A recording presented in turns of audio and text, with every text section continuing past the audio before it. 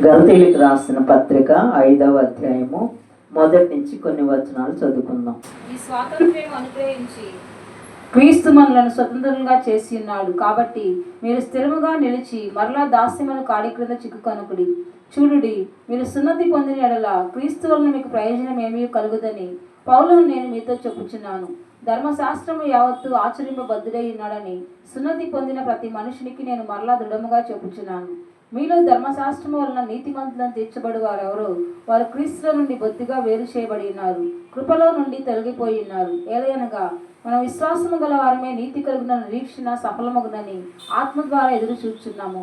యేసుక్రీస్తునందు వారికి సున్నతి పొందుట అందేమీ లేదు, పొందకపోవటం అందేమీ లేదు. కానీ ప్రేమ వలన కార్యసాధకముగు విశ్వాసమే ప్రయోజనకరమగును.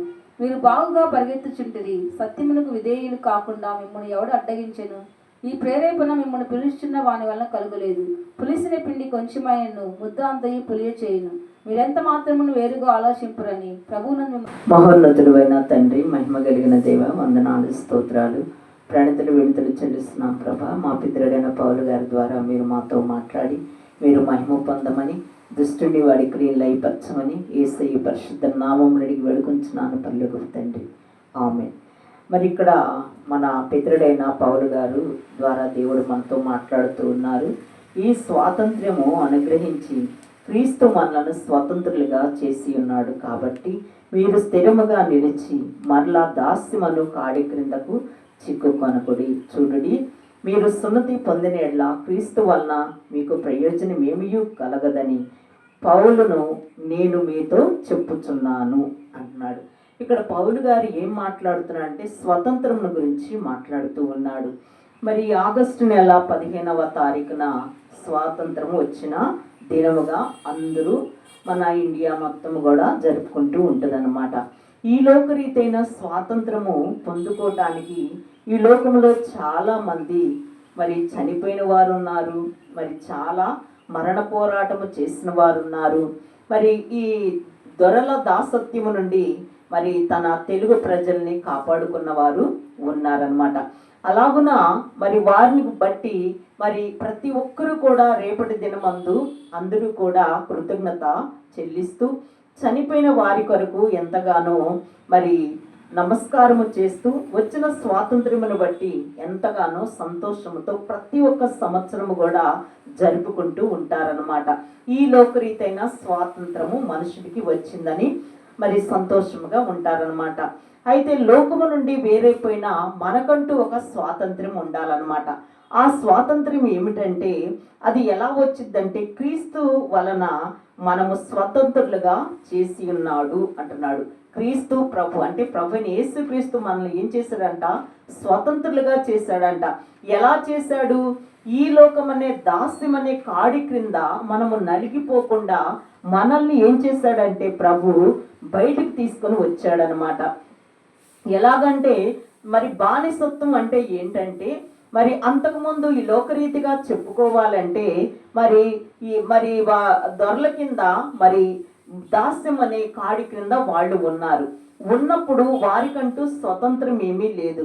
మరి సినిమాల ద్వారా మరి స్వాతంత్రం గురించి ఆ సినిమా చూసినప్పుడు అసలు ఇంగ్లీష్ వాళ్ళు అంటేనే మనకు అసహ్యం కలిగే అంతగా అక్కడ కనబడుతూ ఉంటదన్నమాట. అలాగనే ఈ లోకమనే సాతాన్ అనే దాసత్వము కింద కూడా మనము నలగగొట్టబడినప్పుడు అక్కడ ఉన్నంతసేపు లోకమనే దాసత్వంలో ఉన్నంతసేపు మనకు సంతోషమే కలిగింది. ఎందుకంటే అది చాలా సంతోషంగా ఉంటది. అంటే ఏం చేసినా కూడా ఏమీ బాధ ఉండదు, ఎటువంటి చింత ఉండదు. ఎందుకంటే దాంట్లో ఏముంది? సంతోషం కనబడుతుంది. మరి ఏమైనా చెయ్యొచ్చు, ఏమైనా మాట్లాడవచ్చు, ఎక్కడికైనా వెళ్ళొచ్చు, మన నోటికొచ్చిన మాటలు మాట్లాడేయచ్చు, మన కంటికి కనబడిందల్లా చూసేయచ్చు అని ఈ లోకం అనే స్వాతంత్రం అనే మరి దాసత్వం అనే కాడి కింద మనము నలగగొట్టబడుతూ ఉన్నామంట. అయితే యేసుక్రీస్తు ప్రభు వచ్చిన తర్వాత ఆ సాతాను కాడిని ఏం చేశాడంటే చితక కొట్టేశాడు అనమాట. మరి ఇంగ్లీష్ వాళ్ళ కింద బానిసత్వముగా ఎందుకు ఉండాలని కొంతమంది వీరులు బయలుదేరి వాళ్ళని ఎలాగో నెట్టివేసి వారిని తరిమి వేసి మన దేశాన్ని ఏ రీతిగా స్వతంత్రించుకున్నారో అదే రీతిగా ప్రభుని యేసుక్రీస్తు కూడా ఏం చేశాడంటే ఈ లోకాన్ని పాపాన్ని కొట్టివేసి మరి తన బిడ్డల్ని రక్షించుకున్నాడు. ఎలాగంటే తన ప్రాణం ఇచ్చివేసి మరి మనల్ని రక్షించుకున్నాడనమాట. అలాగూ రక్షించుకున్న తర్వాత మనం ఈ లోకంలో ఎలా జీవించాలన్నది ఇక్కడ పౌలు గారు మనతో మాట్లాడుతూ ఉన్నారు. ఎలాగ జీవించాలి? మరి క్రీస్తు మనలను స్వతంత్రులుగా చేసి ఉన్నాడు కాబట్టి మీరు స్థిరముగా నిలిచి మరలా దాస్యం అనే కాడి క్రిందకు చిక్కుకొనకుడి అంటున్నాడు.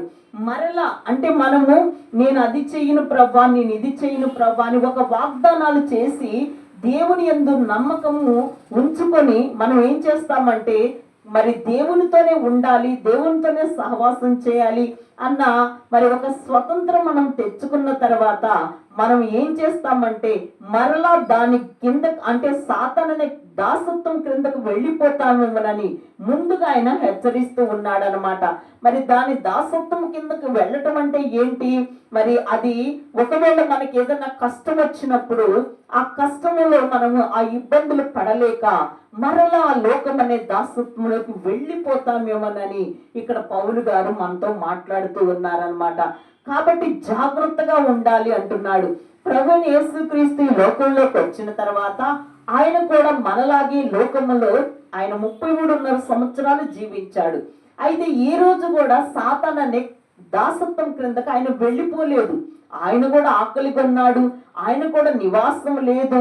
మరి ఎక్కడ పడితే అక్కడ ఉండవలసిన సమయము సందర్భం ఉన్నది, భోజనం లేని పరిస్థితుల్లో కూడా ఉన్నది. అయినప్పటికీ కూడా ఆయన ఏమాత్రము కూడా సాతానికి లోబడలేదు. సాతాను ఏం చేస్తుంది? నీవు ఇన్ని దినాలు ఉపవాస ప్రార్థన చేశావు కదా, ఇదిగో ఈ రాళ్లను రొట్టెలుగా మార్చుకో అని సలహా ఇస్తుంది. ఆ సలహా ఇచ్చినప్పుడు ప్రభు ఏమంటున్నాడు? మనుషుడు రొట్టె వలన జీవించడు గాని దేవుని నోట నుండి వచ్చు ప్రతి ఒక్క మాట వలన జీవిస్తాడు అంటున్నాడు అనమాట. అంటే దేవుడు ఇక్కడ ఏం చేస్తున్నాడు? ఒక మంచి మాట, ఏదైనా ఒక అద్భుతము చేయాలంటే అది దేవుడు తన బిడ్డల్ని సాతాను నుండి బయటకు తీసుకురావడం కోసం అద్భుతము చేయాలి. కానీ ఈ సాతానుకి మాత్రము అది చెప్పిన మాటకి నేనెందుకు వినాలి, నీ సాతాను మాట వినటానికి నేను రాలేదనేసి ప్రభు ఏమన్నాడు? ఆ రాళ్లను రొట్టెలుగా చెయ్యొచ్చు, ప్రభుకి అంత శక్తి ఉంది, కానీ దాని ఎదుట చేయకూడదు, దాని మాట వినకూడదు అని మనకి మాదిరికరముగా ఆయన ప్రతి ఒక్క విషయంలో కూడా ఆయన మనకు తెలియపరుస్తూ ఉన్నాడనమాట. మనము కూడా ఎవరైనా మనల్ని ఏదైనా అన్నప్పుడు మనం పౌరుషం తెచ్చుకొని వాళ్ళు అన్నారు కదా మనం కూడా అనేద్దామన్న సాతాను కాడి క్రిందకు వెళ్ళకూడదని ప్రభు ఇక్కడ తెలియపరుస్తున్నాడు. మరి ఎవరైనా వచ్చి పౌరుషముగా ఇదిగో నువ్వు అది చెయ్యి, ప్రార్థన చేస్తే జరిగిపోయిద్దంట కదా అని అన్నప్పుడు అస్సలు మనము కదలకూడదన్నమాట. ఎందుకంటే ఇక్కడ పౌరుషాలకి మరి ఇంకా ఏదేదో చేయటానికి దేవుని సేవ చేయటం లేదు. కానీ దేవుని సేవ అంటే దేవుని మాట ఏదైనా మనము జరగాలి, ఒక కార్యం జరగాలంటే అవతల మనిషి ఆ బంధకాల్లోండి సాతాను అనే కాడి క్రింద నలగగొట్టబడుతూ ఉన్నారు. కాబట్టి దానిలోండి బయటకు తీసుకురావటానికి మనము బహుగా ప్రార్థన చేసి వాళ్ళకు వచ్చిన కీడును తొలగించాలే గాని ఇంకా సాతానికి మాట వినే అంతగా మనం ఏమీ కూడా చేయకూడదు. అనవసరముగా దేవుని ప్రార్థన అందుకే వ్యర్థముగా నా నామము ఉచ్చరించవద్దు అంటున్నాడు అనమాట. అలాగున పౌలు గారు కూడా చెప్తున్నాడు, సాతాను కాడి క్రిందకు మీరు మరలా వెళ్ళవద్దు అంటున్నాడు. చూడుడి, మీరు సున్నతి పొందిన ఎడల క్రీస్తు వలన మీకు ప్రయోజనము ఏమీ కలుగదని పౌలను నేను మీతో చెప్పుచున్నాను అంటున్నాడు. అంటే ధర్మశాస్త్రంలో ఉన్నప్పుడు వాళ్ళు ఏం చేశారు? అమ్మా సున్నతి చేయించుకున్నారు. సున్నతి చేయించుకున్నందువల్ల ఏమి ప్రయోజనము? ఏమైనా ప్రయోజనం ఉందా? ఇక్కడ ఎలాంటి తప్పులు చేసిన వారిని తీసుకొని వెళ్ళి రాళ్లతో కొట్టి చంపటమా? అది సున్నతి వల్ల ఏంటి ప్రయోజనము? అక్కడ పాప క్షమాపణ లేదు, ఆ మనిషి మీద జాలి లేదు, ప్రేమ లేదు, సమాధానం లేదు, ఏమీ లేదు. వాళ్ళని కొట్టేసేయాలి, తిట్టేసేయాలి, చంపేసేయాలి, ఇలా రకరకాలుగా ఆలోచిస్తుంటే దీనివల్ల సున్నతి వల్ల ప్రయోజనం ఏమిటి? దానివల్ల ఏ ప్రయోజనం లేదు. మీ శరీరాన్ని మీరు హింసించుకుంటున్నారన్నా అది దేవుని చెప్పాడని చేశారు కానీ దానివల్ల ఏ ప్రయోజనం లేదు. ఎందుకంటే ప్రత్యేకమైన జనాంగముగా ఉండటానికి మీరు చేసిన గొప్ప పనులు ఏమీ కూడా ఇక్కడ లేవన్నమాట. అందుకని సున్నతి పొందిన వల్ల ఏమి ప్రయోజనం లేదని యూదులైన వీళ్ళందరికీ కూడా వాక్యం ద్వారా పౌలు గారు తెలియపరుస్తూ ఉన్నారు. మీరు సున్నతి చేయించుకున్నా కానీ సాతాను అనే దాసత్వములో మీరు ఉంటున్నారు, మీకంటూ విడుదల లేదు అంటున్నాడు. విడుదల అంటే ఏంటి? ఏదైనా తప్పు చేయబోయేటప్పుడు అది నేను చెయ్యను అన్నప్పుడే నీకు విడుదల, నీకు స్వాతంత్రం. ఎవరి మీద స్వాతంత్రము? సాతాను క్రియల మీద మనకు స్వతంత్రం వచ్చేస్తుంది అనమాట. ఈ అబద్ధం ఆడవద్దు అంటే నేను ఆడన ప్రభు అనవసరముగా అని నువ్వు ఎప్పుడైతే అంటావో అప్పుడు నువ్వు సాతాను మీద స్వతంత్రం తెచ్చుకున్నట్టు, దేవుని బిడ్డలుగా నీవు అక్కడ నిలవబడినట్టుగా కనబడుతూ ఉందన్నమాట. అటువంటి స్వతంత్రం మనకు కావాలి. ఒక తప్పు చేయవద్దు అంటే చెయ్యను అన్న తర్వాత, ఎందుకంటే ప్రభులోకి వచ్చిన తర్వాత, లోకము నుండి వేరైపోయినాక ప్రభులోకి వచ్చిన తర్వాత ఏం చేస్తున్నాం మనము? ఇక నేను ఇది చెయ్యను అని ఒక ఆలోచన పెట్టుకుంటాము, దేవుడు ఎదుట ఒప్పుకుంటాము. అప్పుడు మరలా చేయవలసి వచ్చిన పరిస్థితి వచ్చినా కూడా మనము చేయకుండా ఉంటాము చూడు, అప్పుడు మనము స్వతంత్రులం అన్నమాట. సాతాను మాట అస్సలు నేను వినను, వాడు చెప్పింది ఏది కూడా నేను చెయ్యను, వాడి ఆలోచన చెవిని పెట్టను, వాడి తలపుల్లో నేను ఏమాత్రం కూడా ఏకీభవించను అనేసి దాని మీద మనకి స్వతంత్రము రావాలన్నమాట. ఈ స్వతంత్రం ఎలాంటిదంటే చాలా గొప్పదన్నమాట. మరి మన గాంధీ గారు ఉప్పు సత్యాగ్రహం ఎందుకు చేశారు? ఆయన మాట్లాడుకోకుండా మౌనముగా ఉండి మరి స్వతంత్రము సంపాదించిన రీతిగా కనబడుతుంది. అది ఎక్కడి నుండి వచ్చింది? యేసు ప్రభు కొట్టిన వాడిని కొట్టలేదు, తిట్టిన వాడిని తిట్టలేదు, అవమానపరిచిన వారిని అవమానపరచలేదు, ఉమ్మి వేసిన వారి మీద ఉమ్మి వేయలేదు, అసలు ఏమీ చేయలేదు. ఏంటింత నిగ్రహ శక్తి అనేసి గాంధీ గారంట బైబిల్ చదివి ఆలోచించాడంట. ఆలోచించి ఆయన నేను కూడా ఇలాగే చేస్తాను అనేసి ఆయన కూడా దేవుని నమ్ముకున్నామని అనుకున్నాడంట. కానీ ఈ నమ్ముకున్న క్రైస్తవులను చూసి ఆయనకి అసలు ఇష్టం కలగలేదంట. ఎందుకంటే వాళ్ళు పైకి వేషం వేసుకుంటున్నారు కానీ వాళ్ళ అంతరంగికముగా, ఎందుకంటే గాంధీ గారినంట చర్చిలోకి రానివ్వలేదంట. ఆయన చర్చిలోకి వద్దామనేసి చూస్తే అప్పుడున్న రోమీ ప్రభుత్వం వాళ్ళందరూ ఏం చేశారంటే, ఒక అన్యుడు మా మందిరంలోకి రావడానికి వీలు లేదు అన్నారంట. అన్నప్పుడు గాంధీ గారికి కోపం వచ్చేసిందంట. నిజంగా ఆ రోజే గాంధీ గారిని ఒప్పుకున్నట్టుగైతే ఎంత బాగుండేదో, ఎంతమంది దేవుని పెళ్ళైపోయేవాళ్ళు, ఎంతమంది సాతాను కాడు నుండి తప్పుకొని దేవుని మరి స్వతంత్రులుగా బ్రతికే వాళ్ళు అనేసి మరి పెద్దలైన వారు చెప్పుకుంటూ ఉంటారనమాట. మరి అందుకు గాంధీ గారు క్రైస్తవుడు అవ్వలేదనమాట. లేకపోతే ఆయన సంపూర్ణముగా క్రైస్తవుడు అయిపోయేవాడు, దేవుని నమ్ముకునేవాడు అనమాట. అందుకే మరి వైశాసని కోమట్లందరూ కూడా వాక్యం చెప్పిన వెంటనే వాళ్ళు నమ్మేస్తారు. నేను అనుకునేదాన్ని, ఇంతమంది కోమట్లు మరి ఈ మందిరానికి వస్తున్నారు, వీళ్ళందరూ కూడా చక్కగా దేవుని నమ్మేస్తున్నారు అనేసి చాలా ఆనందపడిపోయేదాన్ని అనమాట.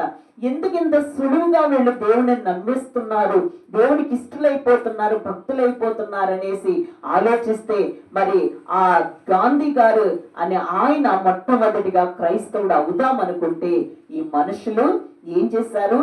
నువ్వు మా మందిరంలోకి రాకూడదని ఒక ఆజ్ఞ పెట్టేసరికి ఆ క్రైస్తవత్వం మీద ఆయనకు విసుకొచ్చేసింది.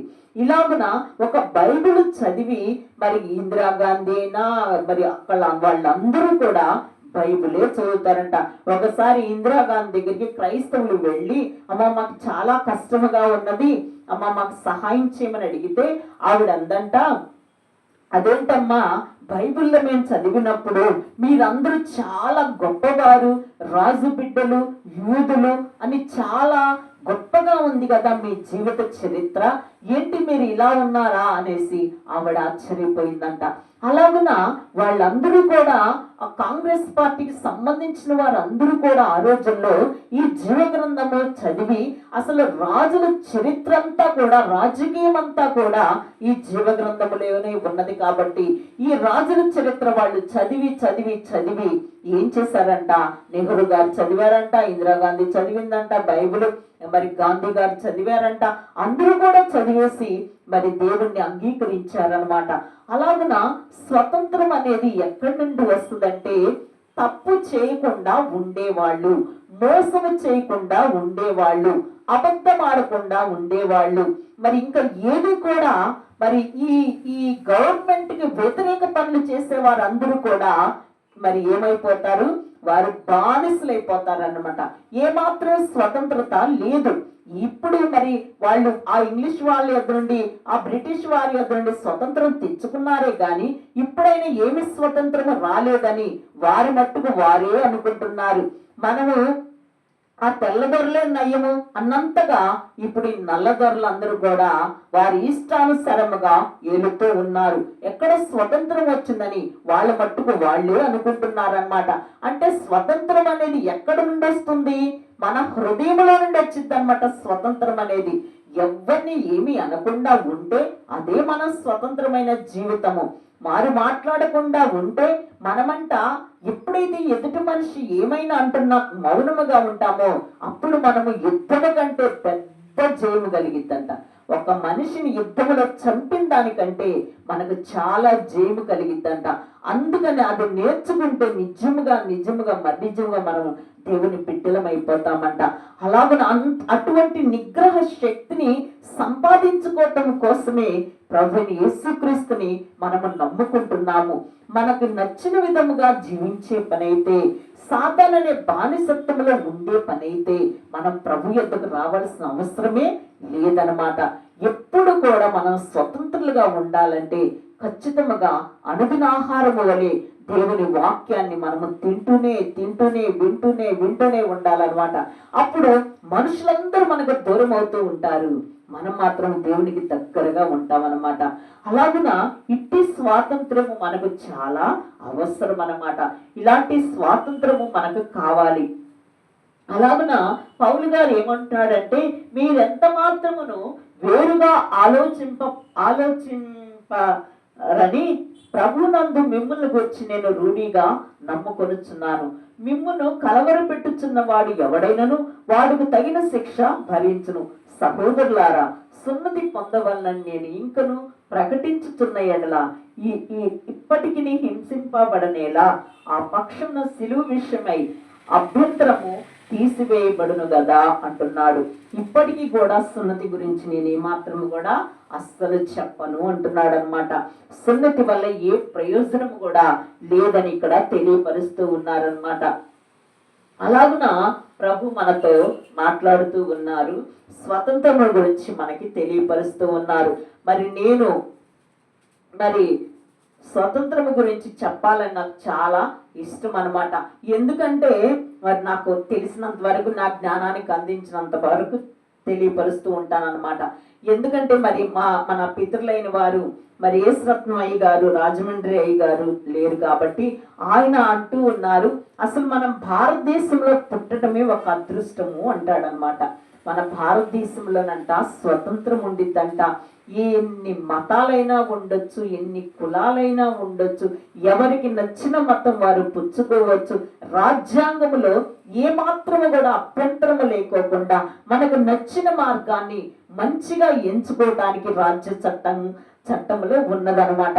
అందుకని మనకి ఎటువంటి ఇబ్బందికరమైన వాతావరణం ఉండదని ఈ భారతదేశంలో పుట్టటము చాలా సంతోషకరమైన జీవితం అని యేసురత్నమయ్య గారు తెలియపరుస్తూ ఉన్నారనమాట. అలాగనే ఇక్కడ పౌలు గారు ఏమంటున్నాడంటే, మరి తిమోతికి రాసిన పత్రిక 2వ పత్రిక 2వ అధ్యాయం 1 నుంచి, నా కుమారుడా క్రీస్తు యేసునందున్న కృపచేత బలవంతుడు కమ్ము అంటున్నాడు. ఎందుకంటే నా కుమారుడా క్రీస్తు యేసు నందున్న కృప చేత బలవంతుడు కమ్ము అంటున్నాడు. ఇక్కడ బలవంతుడు అంటే ఏంటి? ఇందాక నేను చెప్పాను కదా, ఏ విషయమైనా సరే మనము మన హృదయంలో భద్రపరుచుకొని దాన్ని జాగ్రత్త చేసుకుంటే త్వరితముగా మనము ఏ పనైనా చేయటానికి ఆలోచిస్తూ ఉంటామన్నమాట. ఆలోచించటమే ఒక బలవంతుడి చేతిలో బాణం వంటి వారు అన్నమాట. తొందరపాటుతనం అనేది చాలా అద్భుతాలు చేయకుండా ఆగిపోతూ ఉంటాయి అన్నమాట. అది మనకి తెలియక మనం ఏం చేస్తున్నామంట, తొందరపాటుతనముతో ఏదో ఒకటి చేసేస్తామంట.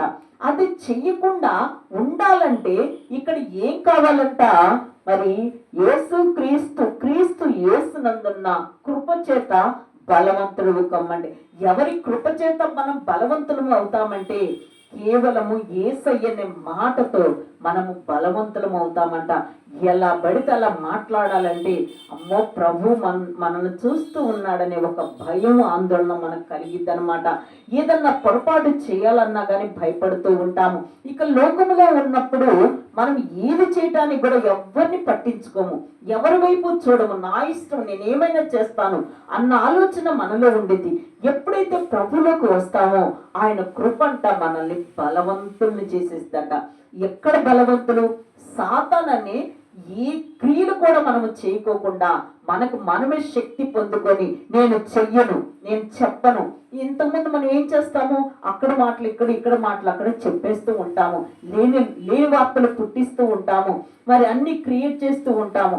కానీ ఇప్పుడైతే ప్రభువులోకి వచ్చిన తర్వాత నేను చెయ్యను, నేను చెప్పను, నేను వినను, నేను అనను అన్న ఒక స్వతంత్రములు బలవంతులం అయిపోతామంట.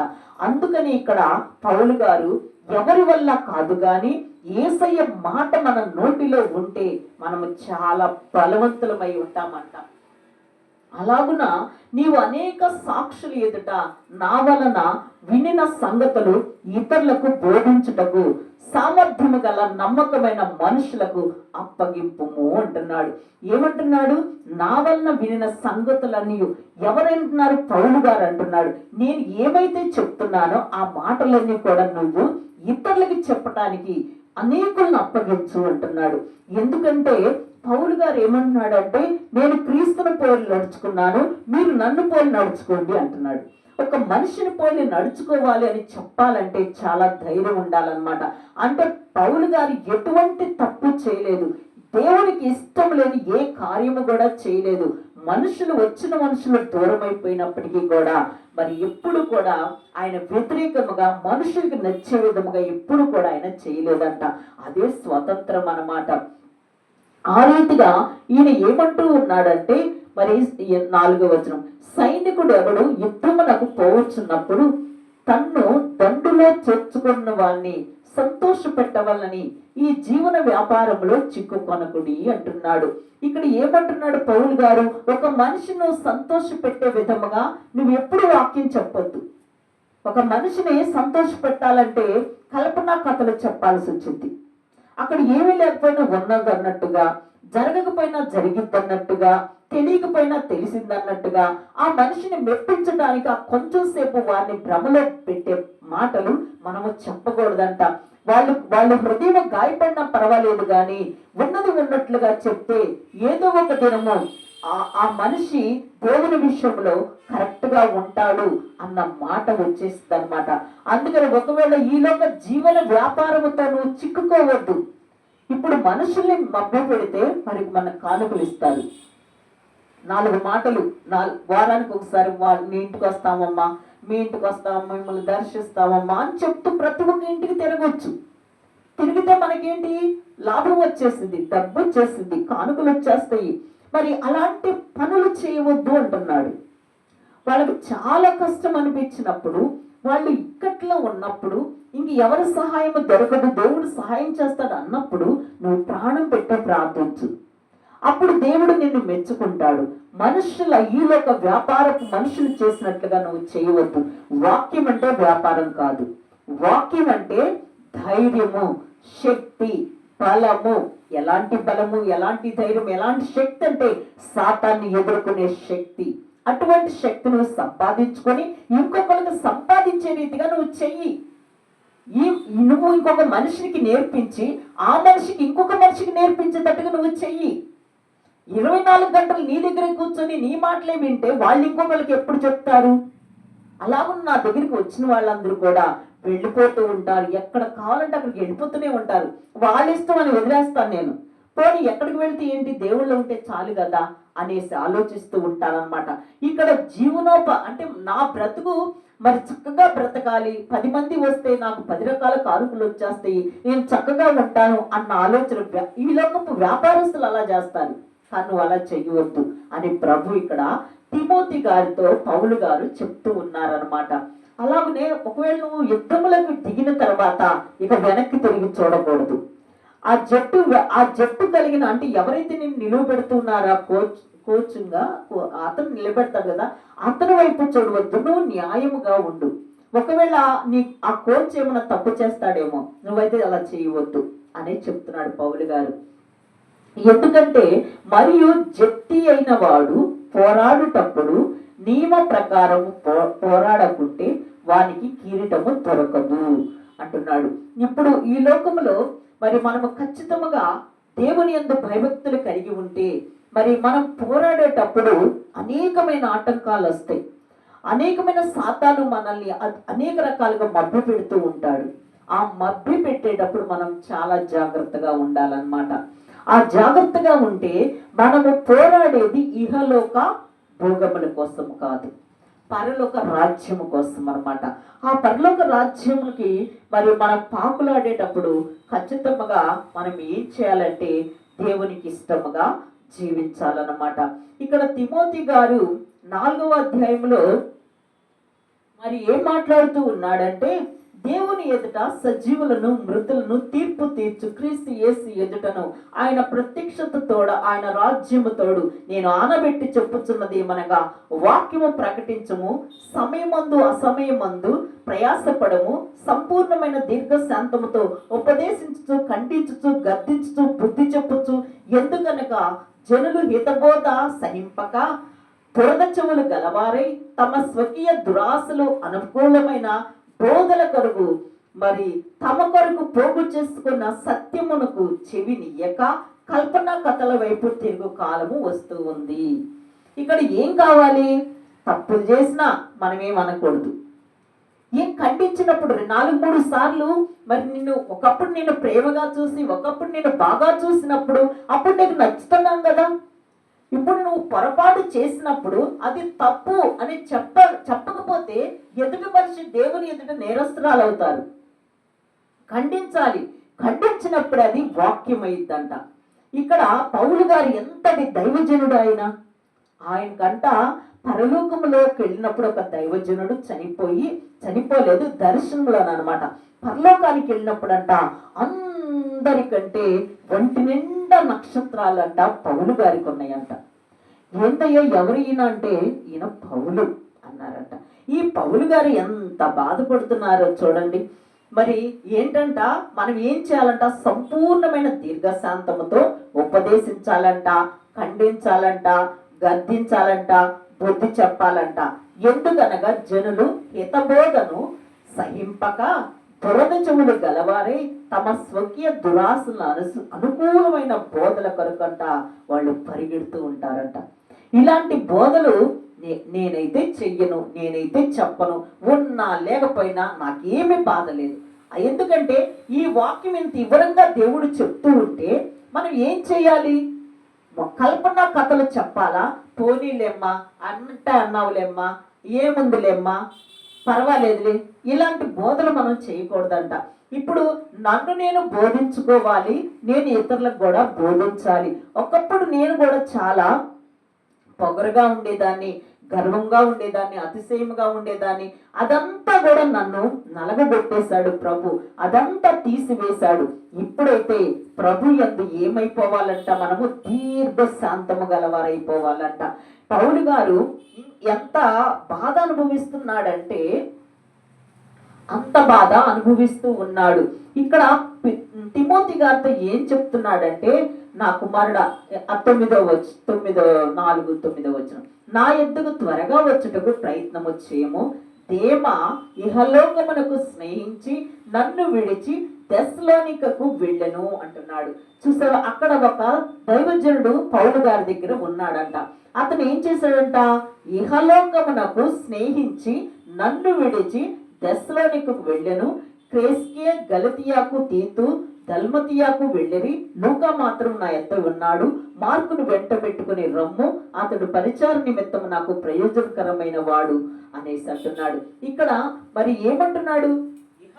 ఇహభోగం కోసమంట ఆయన ఏం చేశాడు? ఈ పౌలు గారి దగ్గర ఉంటే ఏమొస్తాయి, ఈయనకి చాకిరీ చేయాలి, ఈయన మాట్లాడితే జనములు కొట్టి ఏం చేస్తున్నారు, జైల్లో పడేస్తున్నారు, ఈయన దగ్గర మనకి ఏ ప్రయోజనం లేదు అనేసి ఆయన దేవాన్ని ఆయనంట పౌలు గారిని విడిచిపెట్టి మరి ఇహలోక భోగము కోసమంట ఆ తెస్సలోనికల దగ్గరకంట వెళ్ళిపోయాడంట.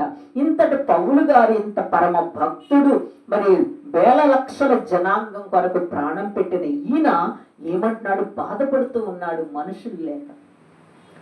మరి ఇంత సంఘాలను స్థాపించిన ఈయన కూడా ఒక మనుషుని గురించి, ఒక దైవజనుని గురించి ఆయన తెలియపరుస్తూ ఉన్నాడు. ఇహలోక భోగం అలాగ నువ్వు ఉండవద్దు నా కుమారుడా అని తిమోతి గారితో చెప్తూ ఉన్నాడనమాట. ఇవన్నీ కూడా ఆయన మాట్లాడుతూ ఉన్నాడు. మనుషులు కొరకు మనం ఏ ప్రయాస పడకూడదు, కేవలము దేవుని కొరకే పోరాడాలి. మరి మనం ఎంతకాలం బతుకుతాం మనకు తెలియదు. ఈ అల్పకాలం పాపభోగం కొరకు, ఈ మనుషుల దుర్వ్యాపారాల కొరకు, మీకు ఈ వ్యాపారం బాగా జరిగిద్ది, మీరు వెళ్ళిన కాడలా మీకు మంచి జరిగిద్ది, ఈ శకునాలు ఇవన్నీ కూడా నోటికి వచ్చిన మాటలు చెప్తే వాళ్ళు ఏమైపోతారంట? గుంటలో పడిపోతారంట. అప్పుడు సమయం వచ్చినప్పుడు ఈ మనిషి చెప్పిన మాటలను బట్టి నేను నమ్మాననేసి వాళ్ళు మనల్ని అసహించుకుంటారంట. కాబట్టి మరి మరి ఏం చేస్తారంట? ఇష్టమైన వాళ్ళంట లెక్కలేనని గాయాలు పెడతారంట. గాయాలు పెట్టినప్పుడు ఆ మనిషికి అప్పటికప్పుడు బాధేసింది కానీ తర్వాత మంచి చెప్పిందని ఆలోచిస్తారంట. ఇలాంటి బోధలు చెయ్యాలి. మనుషులు ఉన్నా లేకపోయినా ఏదో ఒక్కళ్ళన్నా రక్షింపబడతారు కదా అన్న ఉద్దేశంతో మరి పౌలు గారి దగ్గర ఎవరూ లేరు. ఇంత సంఘాలను స్థాపించిన ఆయన దగ్గరికి ఆయనకు పరిచయం చేయడానికి ఒక్కళ్ళు కూడా లేరనమాట. అయితే మన పితరుడైన దేవదాసయ్య గారిని అయితే 90 సంవత్సరాలప్పుడు కాకాని తోటకు వచ్చాడంట. మరి శిల్వరాజయ్య గారు నాన్నగారు తాతగారు ఉన్న కాలంలో దేవదాసయ్య గారు వచ్చారంట. ఆయన ఎంత బాగా చూసుకున్నారు వాళ్ళు. అయ్యగారిని 90 సంవత్సరాలంటే ఎంత వృద్ధుడు. అంత వయసులో వచ్చి ఇంకా దేవుడు అన్నాడంట, నువ్వు వెళ్ళు దేవదాస్, నేను చూసుకుంటాను, వృద్ధుడు అనవద్దు అన్నాడంట. ఆ వయసులో కూడా వాళ్ళు అంత బాగా ఆయన్ని పిలుచుకొని ఆయన్ని బాగా చూసుకున్నారంటే దానికి కారణం ఏంటి? దేవుడు వాళ్ళతో మాట్లాడారు. వాళ్ళు జమీందారులు, రాజులు. ఎంత తగ్గించుకున్నారు వాళ్ళు, ఎంత తగ్గించుకొని ఆ వృద్ధుడైన దేవదాసయ్య గారిని వాళ్ళు తీసుకున్నందుకు వాళ్ళు ఎంత ఆశీర్వదింపబడ్డారు. వృద్ధులంట మరి ఇంటికి మన పిల్లలకి కిరీటాలంట. వృద్ధులైన వాళ్ళు మన ఇంటికి కిరీటాలు లాంటి వారంట. అలాగున దేవదాసయ్య గారు 40 సంవత్సరాలు జీవించారు, 30 సంవత్సరాలు జీవించారు. 120 అంటే అక్కడికి వచ్చిన తర్వాత 30 సంవత్సరాలు జీవించారు. గాలి ఎంత దూరం వెళ్ళిద్దో అంత దూరము బైబిల్ మిషన్ వెళ్ళిద్ది అన్నారు. మరి ఇప్పుడు బైబిల్ అదే దేవదాసయ్య గారిని వాళ్ళు చేర్చుకోకపోయినట్టుగైతే ఇంత బైబిల్ మిషన్ అనేది ఉండేదా? అస్సలు ఉండేది కాదు. కాబట్టి మరి పౌలు గారు బాధపడుతున్నారు, అయ్యో నాకు సహాయం చేసేవాళ్ళు లేరు అని. దేవదాసయ్య గారిని అయితే వాళ్ళు ఎంత బాగా చూసుకున్నారు. అందుకే తరతరాలు వాళ్ళు ఆశీర్వదింపబడుతున్నారు అన్నమాట. అలాగున భక్తులైన వారికి కూడా మరి నిజమైన సేవ చేస్తే నిజంగా కష్టాలు వస్తాయి, నిజంగా బాధలు వస్తాయి, నిజంగా ఇబ్బందులు వస్తాయి. ఒంటరి వాళ్ళు అయిపోతారు, ఎవ్వరూ ఉంటారంట వాళ్ళ దగ్గర, అందరూ దూరం అయిపోతారంట. వీళ్ళంతా దగ్గరకు వస్తూ ఉంటారు, మనుషులంత దూరం అయిపోతారంట. ఇంత పరమ భక్తులే ఇంత బాధపడుతుంటే నాలాంటి వాళ్ళకి ఏముంది అసలు? సముద్రంలో ఒక నీటి చుక్క లాంటి వాళ్ళం అనమాట. అలాగున ఇవన్నీ కూడా గుర్తు పెట్టుకొని స్వతంత్రత అనేది ఎక్కడ ఉందనేది మనం నేర్చుకుంటున్నాం అనమాట. కాబట్టి అంత పోరాడి సంపాదించిన స్వతంత్రము ఎవరినన్నా కదిలించి అడగండి. ఈ స్వతంత్రం వల్ల మన దేశం సంపాదించుకున్నందువల్ల ఏమైనా మనకు సంతోషంగా ఉన్నామా అని అడగండి. అస్సలు లేదంటారు. కానీ ప్రభువులోకి వచ్చినాక నువ్వు సంతోషంగా ఉన్నావా అని అడిగితే నేను చాలా ప్రశాంతంగా ఉన్నాను అంటారు. లోకంలో స్వతంత్రానికి, ప్రభువులో ఉన్న స్వతంత్రానికి భూమికి ఆకాశానికి ఉన్నంత తేడా ఉండిద్ది అనమాట. అలాగని ఇవన్నీ గుర్తు పెట్టుకొని ఆయనకి ఇష్టమైన జనాంగముగా, ఆయనకు నచ్చిన విధముగా మనము మరి జీవిద్దాం. వాక్యం దేవుడు దీవించును గాక. ప్రార్థన చేసుకుందాం.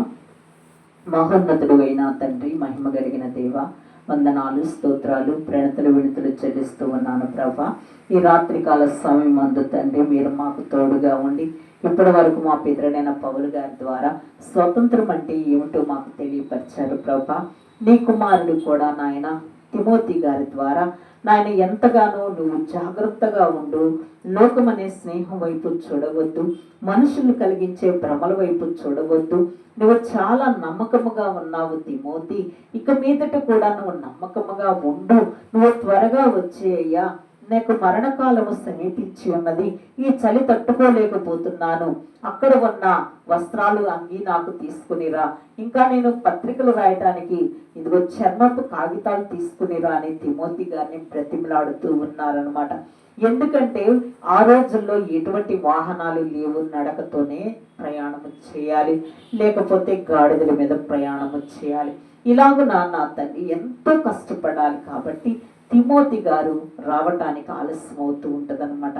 అలాగున మరి ఇటువంటి పరిశుద్ధుడు రాసిన మాటలన్నీ కూడా వివరించుకుంటూ మన హృదయాన్ని కదిలించుకుంటూ ప్రభు సహవాసంలో ముందుకు సాగిపోతూ ఆయనకి ఇష్టమైన బిడ్డలుగా స్వతంత్రముగా ఎలా ఉండాలో నేర్చుకుంటూ ఆయన నామాన్ని మహిమపరచాలి. నా గృహములో నేను స్వతంత్రంగా ఉన్నానా? ఒకవేళ మేమున్న నలుగురిలో మా స్వతంత్రము కోల్పోతూ ఉన్నామా? ఎవరి మట్టుకు వారే పరీక్షించుకుంటూ పరిశీలించుకుంటూ ఆ తర్వాత ఇంట గెలిచి రచ్చకమన్నారు కాబట్టి ఇంటిలో మనము నేర్చుకుని వీధిలోకి వెళ్ళి అందరికీ మాదిరికరంగా చూపించాలి. ఇటువంటి స్వాతంత్రము ప్రభువులోనే దొరికింది. ఇటువంటి స్వాతంత్రం సంపాదించుకుంటూ మరి మనం ముందుకు సాగిపోతూ నాయన కూడి ఉన్న మమ్మల్ని అందరినీ పేరు పేరున దీవించి ఆశీర్వదించి నీ కృపగలిగిన హస్తము చాటు మమ్మల్ని భద్రపరిచి మాకు రావాల్సిన ఆశీర్వాదాలు, దీవెనలు, స్వస్థతలు మాకు మెండుగా దయచేసి మీరు మహిమ పొందులాగా, మేము ఈ లోకంలో జీవించలాగా సహాయం దయచేసి మీరు మహిమ పొందమని, దుష్టుని వాడి క్రియను లయపరచమని, నా మనవులు మీ సింహాసనం చేర్చుకుని మీరు మహిమ పొందమని యేసయ్య పరిశుద్ధ నామమున అడిగి వేడుకుంటున్నాను పరలోకపు తండ్రి. ఆమేన్. పరలోకమందున్న మా తండ్రి, నీ నామం పరిశుద్ధపరచబడునుగాక, మీ రాజ్యం మాకు వచ్చునుగాక, మీ చిత్తం పరలోకమందు నెరవేర్చినట్లు భూమి యందు నెరవేరునుగాక. మనదిన ఆహారాన్ని మాకు దయచేయము, మళ్ళీ అపరాధం చేసిన వారికి క్షమించిన ప్రకారం అపరాధములు క్షమించండి, శోధన లేక కీడు నుండి తప్పించండి. రాజ్యము, శక్తి, మహిమ నిరంతరం మీరై ఉన్నారు తండ్రి.